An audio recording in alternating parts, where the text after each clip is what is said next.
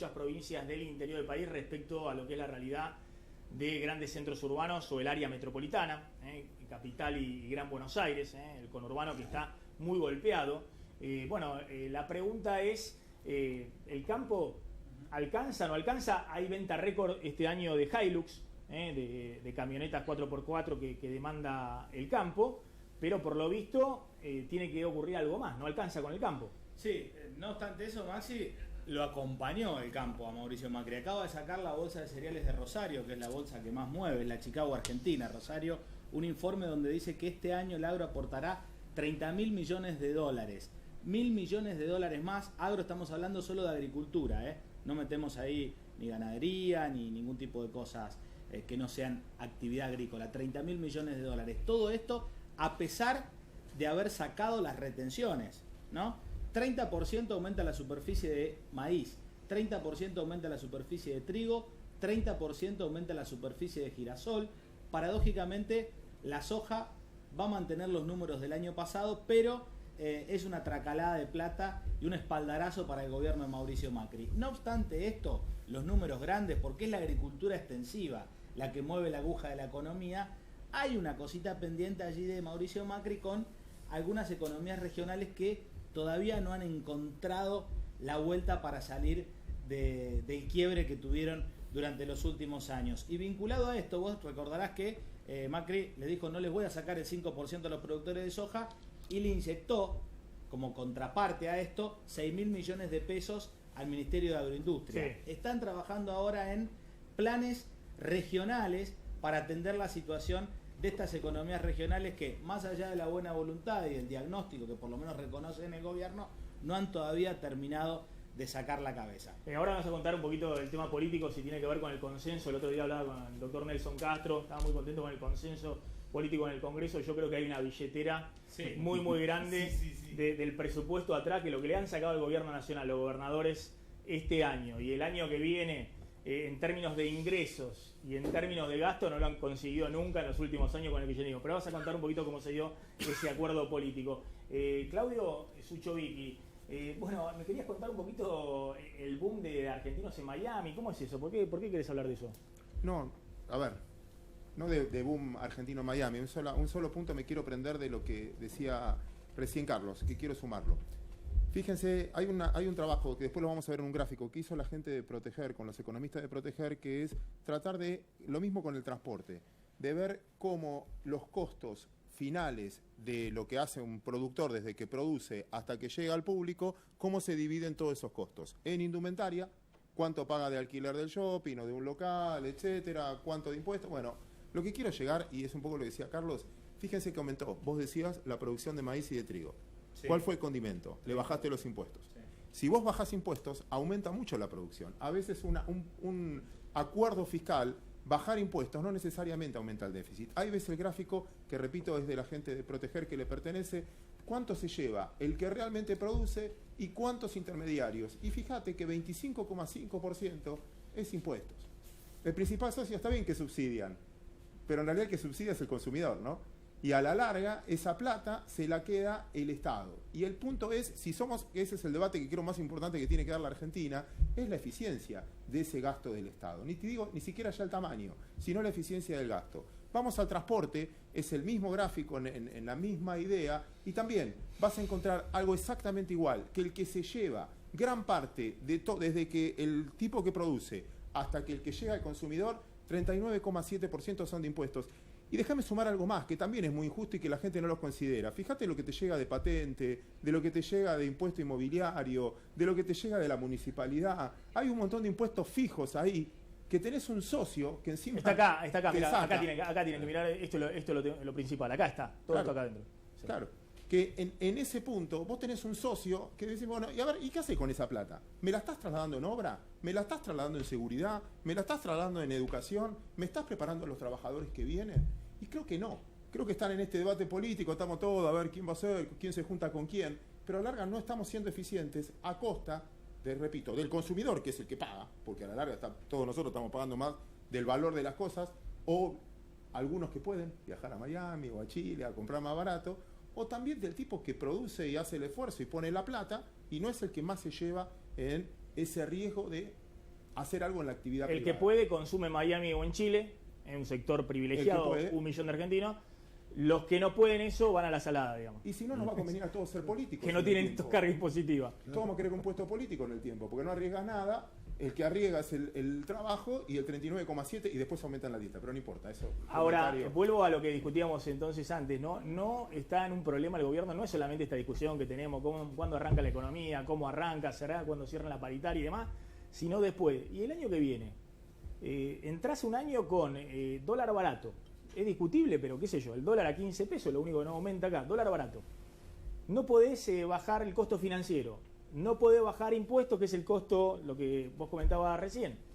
¿Dónde vamos al aumento de competitividad? ¿Cómo hace la economía argentina para estar produciendo más, invirtiendo con esas señales más y empezar a exportar fuerte? ¿Sabés dónde creo que le estamos errando ahí? Voy a jugar con el tercer y último gráfico en eso. Fíjense, y voy a tomar Estados Unidos de vuelta como referencia. Las empresas más grandes en el 2001, las empresas más grandes del mundo en el 2001. La más grande del mundo por capitalización, por valor de la compañía, era, ahí la ven en pantalla, General Electric.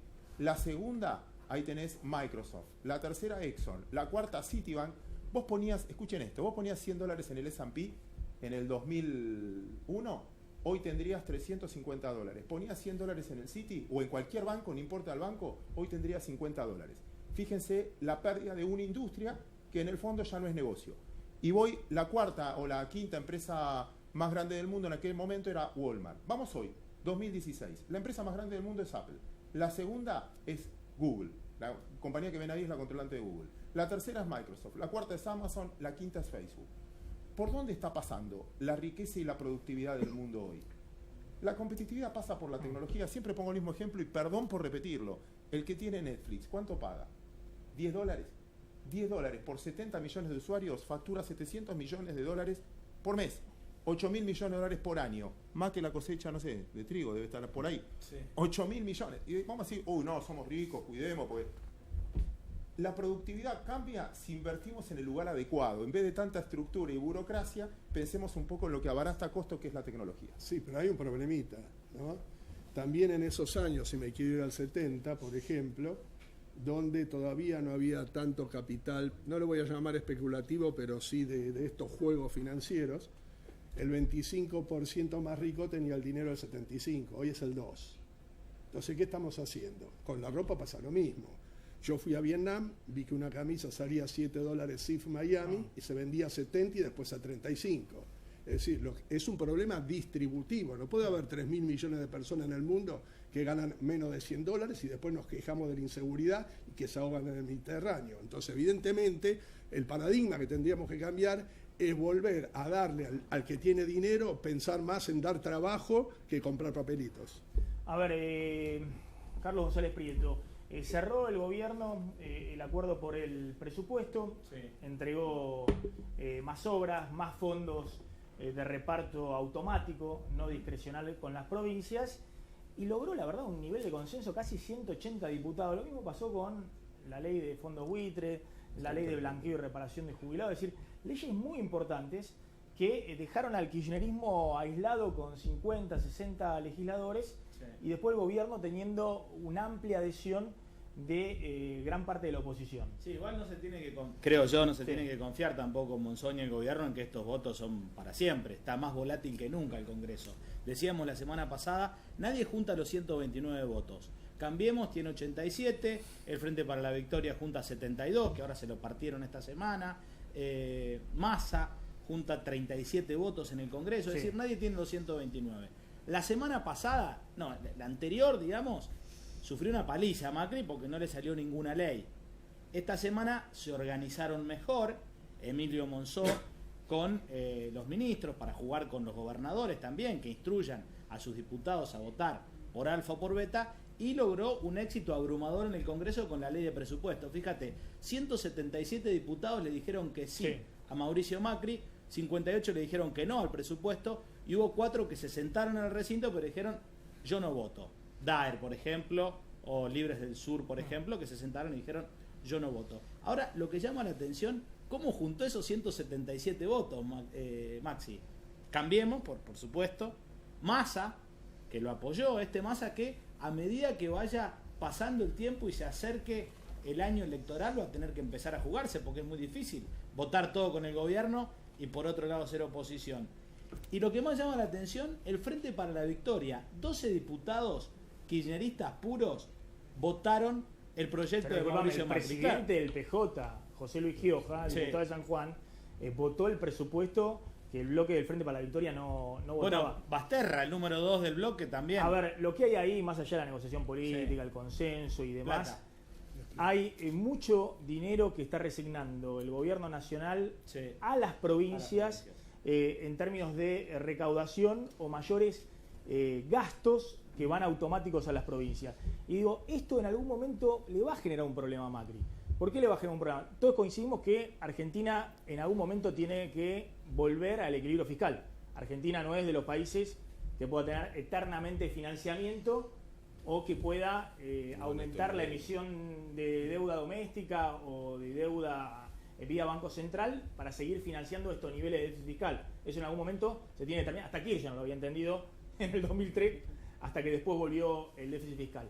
Bueno, lo que le está pasando al gobierno es que por el lado de los ingresos ha resignado, el año que viene va a resignar ya 6 puntos de los ingresos que iban plenos al ANSES y que ahora van a las provincias. Eso va a seguir aumentando hasta 15 puntos, creo que en el 2019. Lo que pasa, Maxi, que... Además, hay otros elementos con los cuales resigna recaudación. Está la ley PYME, está la ley de autopartistas, está la devolución del IVA. Es decir, hay muchos rubros en los cuales se ha resignado recaudación. Ahora, y por otro, y está ganancias. Ojo que con ganancias ya resignó este año y va a resignar el año que viene, se supone un poco menos, pues el proyecto es bastante austero, vamos a ver si logra imponerlo, pero va a resignar. Y por el lado del gasto, también, no solamente un punto más del PBI por el pago a jubilados, que es mucho, hoy sería el mayor aumento de gasto que hay, sino que también hay, en términos de obras, en términos del fondo de la soja, en términos del déficit previsional en las provincias que se cubre con fondos nacionales.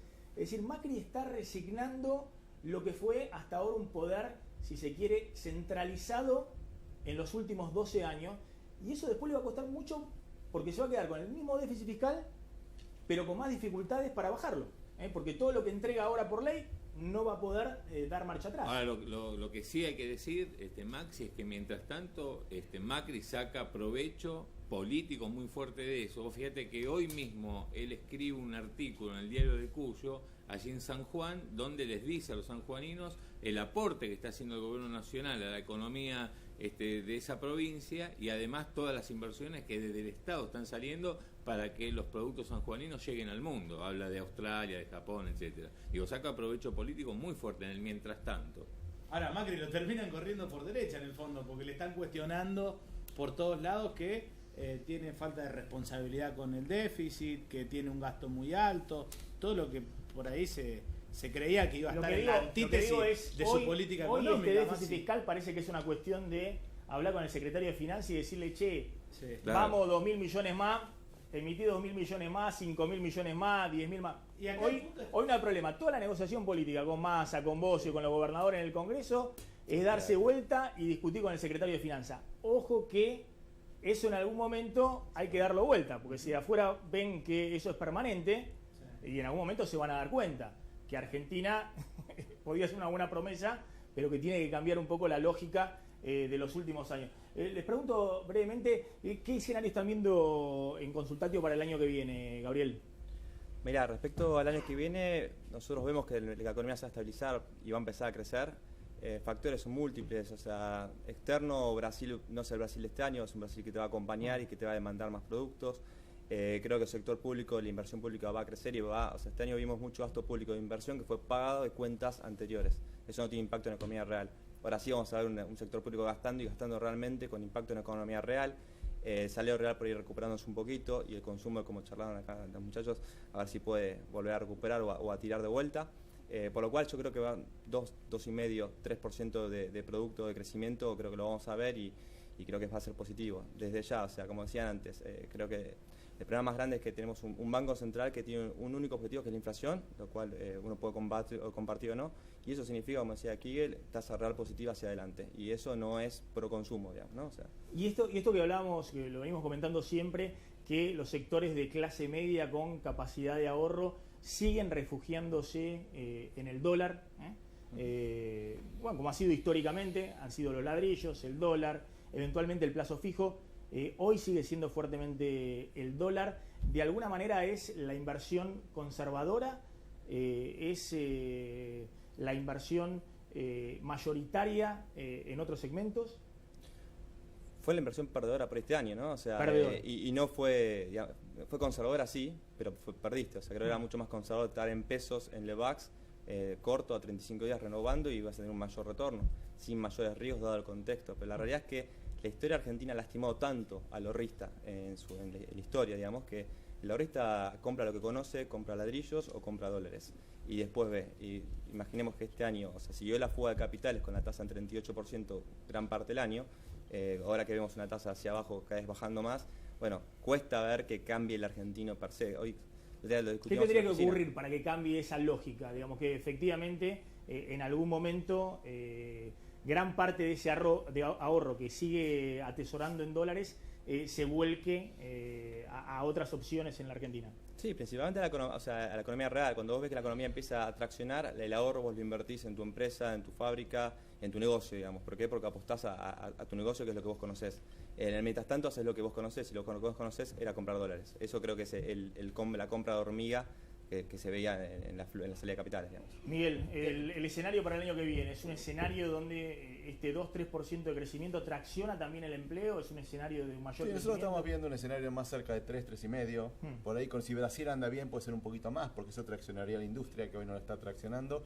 Eso debería empezar a generar puestos de trabajo, obviamente, pero no va a ser un año de boom, va a ser un año de crecimiento. Y para mí la gran pregunta es lo que vos hiciste varias veces hoy, es el 2018, digamos, si va a ser el típico ciclo de un año electoral o va a ser algo sostenible en el tiempo. Hay dos preguntas, si le alcanza a Macri para posicionarse en la elección del año que viene. Esa es una, que no sé, otra veremos. Y la otra, claro, si va a ser sostenido. Yo creo que va a ser un ciclo más sostenido, porque como bien dijeron acá, no van a faltar dólares. O sea, la gran diferencia con los ciclos anteriores es que uno estaba forzado a frenar la economía porque faltaban dólares. Ese escenario no se va a dar, así que yo creo que una vez que la economía arranque, que está costando, cuando la economía arranque va a ser un arranque y un crecimiento sostenido. Sí, nosotros coincidimos, el escenario base está a 2,7, entre 2,5 y 3. Si ocurren buenas noticias de afuera puede traccionar un poco más. Ojo que si es entre 2,5 y 3, está recuperando lo que perdiste este año y un poquito más, o sea que no es una economía que te dé grandes satisfacciones desde el punto de vista... Que no se va a sentir demasiado en la calle, sí, digamos, lo que decía él, hay gente suspendida, digamos, en empleo creo que en industria y demás no se va a sentir, en construcción probablemente sí, y el comercio, digamos, debería tirar algo, pero bueno, va a estar... Y el 2018 es la incógnita. Gracias a todos por haber estado esta noche en Plan M Económico. No tenés un Smart TV, no importa, porque a partir de ahora Telecentro convierte todos los televisores en